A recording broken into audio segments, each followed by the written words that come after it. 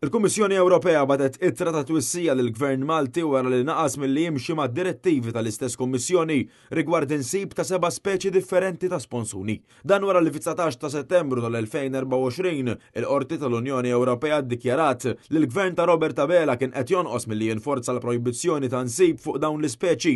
Bil-Gvern Malti argumenta li l-insib ta' dawn l-ispeċi qiegħed isir minħabba riċerka meħtieġa, għalkemm finalment xorta spiċċa kundannat mill-Kummissjoni. Fil-fatt il-Kummissjoni Ewropea min-naħa tagħha saħqet li mhux qed issib biżejjed provi xjentifiċi li juru kif dawn l-ispeċi qegħdin jinqabdu min-nassaba minħabba r-riċerka neċessarja. Din l-ittra qed tiġi kkunsidrata bħala l-aħħar twissija għall-Gvern Malti.